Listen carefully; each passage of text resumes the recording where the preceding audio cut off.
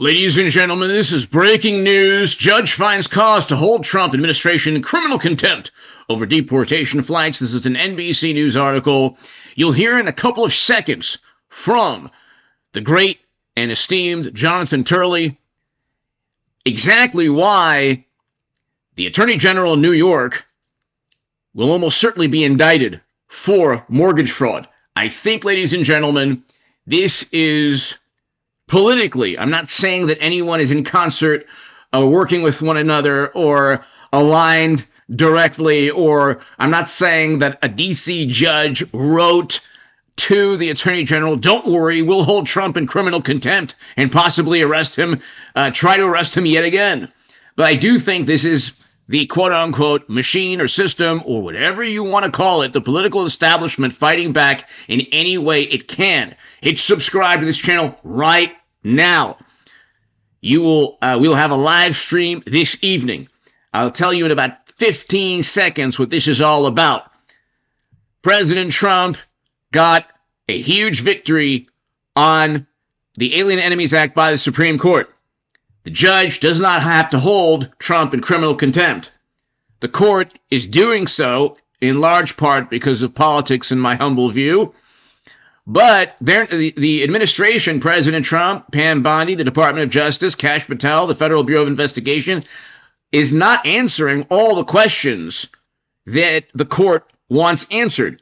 A lot of these questions have to do with national security and foreign policy, specifically the foreign policy pertaining to El Salvador, President Bukele, and President Trump of the United States of America. Since President Trump is rightfully not complying with answering national security issues pertaining to flight times and sensitive topics that a judge, in terms of Article 2 of the Constitution, doesn't have the right to know, there's a criminal contempt hanging over President Trump's administration. There is a possible arrest warrant that the judge could level against either Pam Bondi or President Trump or anyone in the Department of Justice. We talked about this numerous times. If you watch this channel and hit subscribe, you will be at the forefront of all of this. We talked about this. The U.S. Marshals work for the Department of Justice. They would be tasked with enforcing any criminal contempt. Pam Bondi runs, of course, the Department of Justice. Kash Patel runs the Federal Bureau of Investigation along with Dan Bongino. And then you have Tulsi Gabbard, and then you have John Radcliffe at Central Intelligence. So nobody is going to enforce any of this. None, almost certainly, none of these criminal contempt possible arrest warrants will be enforced. They're very likely purely political in nature. Let's listen to why. This is taking place in real time, ladies and gentlemen. The Attorney General of New York possibly committed mortgage fraud. She'll almost certainly be indicted and very likely have to resign. Accusing James of mortgage fraud. In a letter to Attorney General Pam Bondi, Director Bill Pulte says James appears to have falsified records in order to meet certain lending requirements and receive favorable loan terms. He cited a property in Virginia that she's allegedly claimed as her principal residence and a property in New York that she claimed as a 4-unit structure instead of the required, instead of a 5, which Pulte says means she was able to get a different type and more favorable loan. Joining me now is Jonathan Turley, Fox News contributor and law professor at GW University. Jonathan, mortgage fraud is rampant in the United States. There's all sorts of fraud that's rampant. There's disability fraud that they've vowed to crack down on in the Trump administration. But this is another thing that they have vowed to crack down on because it costs real money. Your reaction to these allegations? Well, obviously, the irony is perfectly crushing. This is a person who prosecuted Trump for everything short of ripping a label off a mattress. And among the charges that were brought in New York, in not just the civil but the criminal case, was making false or misleading statements to financial institutions. And one of these sections, Section 1014 of the federal code, is prosecuted. It took me about 60 seconds of a search to find cases that the Department of Justice brought against people who falsely claimed that property was their principal residence in order to get loans.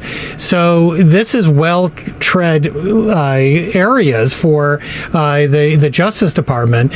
As for James, if we apply the Letitia James standard that she created, there'd be little question here. This seems pretty straightforward. What the administration is saying is this was not her principal residence. In fact, as a New York elected official, she had to say that her principal residence was in New York. This was an out-of-state residence, but also. Well, folks, the day we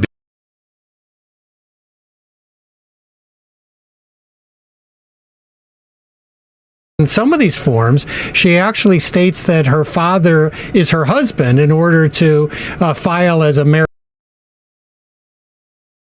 So let's listen to that again. I'm not saying that. This is Professor Jonathan Turley looking at the criminal referral. Let's listen to that again. Standard that she created, there'd be little question here. This seems pretty straightforward. What the administration is saying is this was not her principal residence. In fact, as a New York elected official, she had to say that her principal residence was in New York. This was an out-of-state residence, but also they claim that in some of these forms, she actually states that her father is her husband in order to file as a married couple. So there's a lot of those questions. And as you know, the Supreme Court just stated earlier in March in a case called Thompson that they want to see knowing false statements under sections like 1014, not just misleading statements.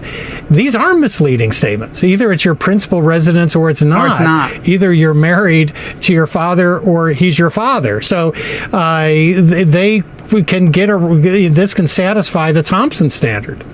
Yeah, well, John. Ladies and gentlemen, President Trump never had private servers. He never needed private servers. And by the way, according to James Comey, the first 3 months of Clinton's emails, nowhere to be found. Half of them were deleted. Hardware was destroyed. Evidence withheld. And a classified and top secret and special access program intelligence were siphoned onto emails. We have no clue how that even happened. It's impossible from a cybersecurity perspective. President Trump doesn't have a laptop full of graft and bribery. President Trump didn't preemptively pardon everyone around him. President Trump did not foment a rebellion. He was not a Kremlin operative, and he didn't purchase the equivalent of a Steele dossier to set up his political rivals. President Trump in his first term didn't go after Democrats in the manner they went after him after he left office. President Trump also didn't commit any campaign finance crimes. That was Clinton and the DNC for purchasing the Steele dossier, and there was an FEC fine. The FEC and the DOJ are in charge of leveling federal crimes pertaining to campaign finance, not the state of New York. But the Attorney General went after Trump. Now, this is the second Attorney General in the second term of Trump. First was Eric Schneiderman. Now Letitia James very likely has to resign. You had Andrew Cuomo, who had to resign. You have a list of Federal Bureau of Investigation agents, former intel officials, comedians, actors like Jussie Smollett, all of these people, lawyers that are now in prison. There's a list of about 15 to 20 people who devoted their lives to taking down Trump. District attorneys throughout the country. Okay, paying people with cash. We can go on forever. And the last line of defense for a political party that is pretty much torn apart. It has crumbled from the weight of its own corruption, the Democratic Party. and they stand for nothing other than trying to get Trump and trying to acquire as much political power as possible. The criminal contempt against Trump is for answers to questions that already the Supreme Court said the judge doesn't need to know. That is a huge problem. Hit subscribe to this channel right now. We'll have a live stream later this evening. This is huge, ladies and gentlemen. No way to enforce any criminal contempt. Hit subscribe. Thank you.